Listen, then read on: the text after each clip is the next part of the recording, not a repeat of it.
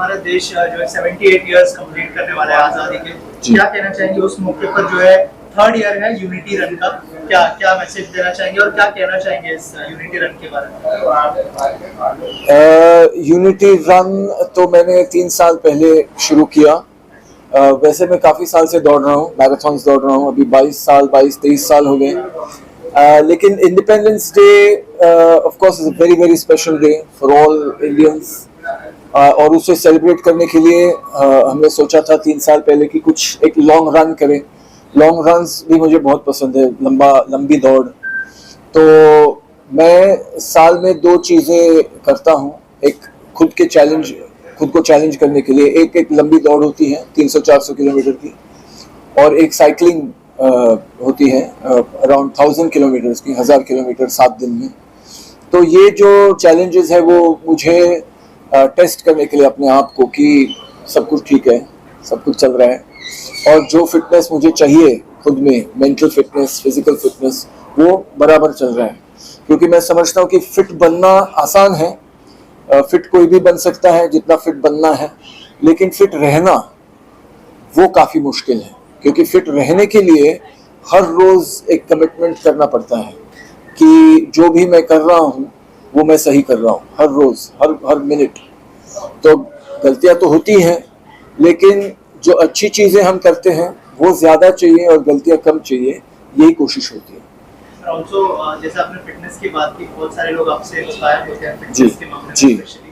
Sir क्या ऐसा करते हैं जिससे कि फिटनेस सबकी अच्छी हो? ऑब्वियसली यूनिटी रन तो हो ही रहा है जिसमें बहुत सारे लोग पार्ट लेने वाले हैं, लेकिन इसके अलावा क्या कुछ कहना चाहेंगे उनके लिए इस इंडिपेंडेंस डे के मौके? मैं यही कहना चाहूँगा कि मैं अपने देश को बहुत फिट देखना चाहता हूँ, स्वस्थ देखना चाहता हूँ, और ये हर नागरिक के हाथ में है कि अगर हर नागरिक अपने स्वास्थ्य की रक्षा करेगा, एक कोशिश करेगा कि फिट रहे और स्वस्थ रहे, तो फिर हमारा देश स्वस्थ और फिट रहेगा। तो मैं कहना चाहूँगा कि ये मुश्किल बात नहीं है, मुश्किल चीज़ नहीं है। लोग समझते हैं कि बहुत मुश्किल है, जिम जाना पड़ेगा 1-2 घंटे, सप्लीमेंट्स लेने पड़ेंगे, खाना एकदम महंगा खाना पड़ेगा, एक्सपर्ट्स लगेंगे, न्यूट्रिशनिस्ट लगेंगे, डॉक्टर्स, मतलब इतना खर्चा होगा, घड़ी एकदम स्पेशल लगेगी, कपड़े एकदम स्पेशल लगेंगे।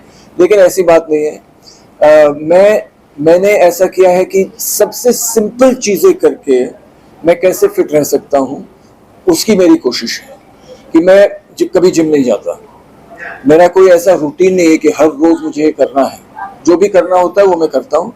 मैं दिन में 10-12 मिनट एक्सरसाइज करता हूँ, सिर्फ 10-12 मिनट। लेकिन जो करना चाहिए, जो मैं समझता हूँ मेरे लिए ठीक है, वही मैं चीज़ें करता हूँ। तो मुझे जिम जाने की ज़रूरत नहीं है, मुझे जिम में 1 घंटा 2 घंटा गुजारने की ज़रूरत नहीं है। और जो कि मैं जाता 2-3 घंटे में एक्सरसाइज नहीं करता, तो मुझे स्पेशल खाने की भी ज़रूरत नहीं है। मेरा सबसे फेवरेट जो खाना है वो है दाल खिचड़ी, और बहुत सारे वेजिटेबल्स के साथ, भाजी के साथ, सब्ज़ी के साथ, और मैं फल ज़्यादा खाता हूँ। तो लोग कभी कभी मुझे ये भी पूछते हैं, लेकिन फल इतने महंगे होते हैं, फल कैसे खा सकते हैं?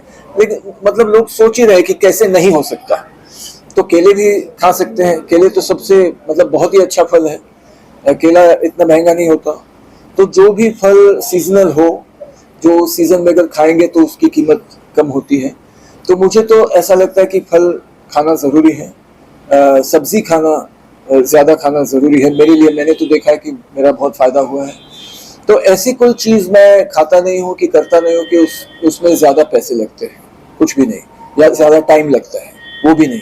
लेकिन सिर्फ मेरे मन में एक डिसीजन है कि मैंने तय किया है कि मुझे फिट रहना है, मुझे हेल्दी रहना है, मुझे बीमार नहीं होना है, और जो भी लाइफ में मैं करना चाहता हूँ वो मैं कर सकता हूँ।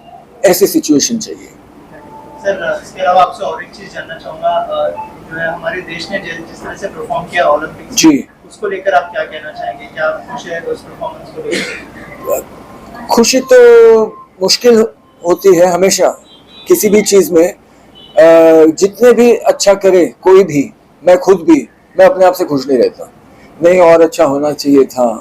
तो वैसे भी हमारा जो परफॉर्मेंस है ओलंपिक्स में, बहुत लोगों को लगता होगा कि और अच्छा होना चाहिए, और सही बात है, होना भी चाहिए। सारे देशों को हमको पीछे छोड़ना चाहिए, लेकिन उसमें जो मेहनत लगेगी उसकी तैयारी होनी चाहिए, और वो मेहनत बहुत लगेगी।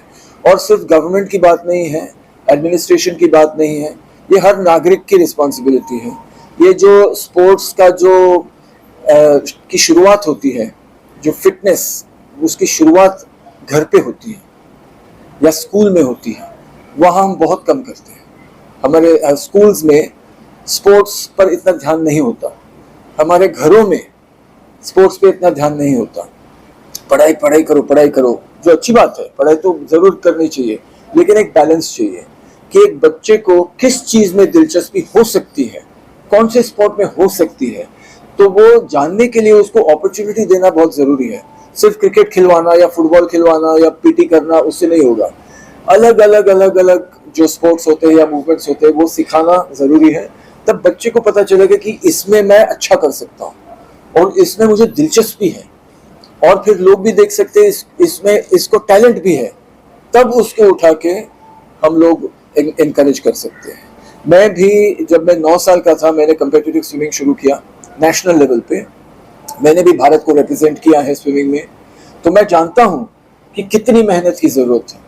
और मुझे भी कहा गया था जब मैं 13-14 साल का था, मैं 8th स्टैंडर्ड में, 8वीं कक्षा में या 9वीं कक्षा में था, कि अभी 10वीं कक्षा आने वाली है, तो ये सब छोड़ दो, ये स्पोर्ट्स छोड़ दो, इससे कोई फायदा नहीं होने वाला है, पढ़ाई पे ध्यान दो, 10th में ज्यादा मार्क्स जरूरी है।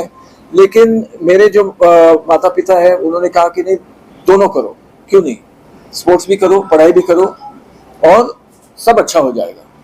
तो मैंने कंटिन्यू किया। जब तक मैं 23 साल का था, मैं नेशनल चैंपियन रहा मेरे इवेंट में, ब्रेस्ट स्ट्रोक में। तो वो मैं कर पाया क्योंकि सपोर्ट था घर से।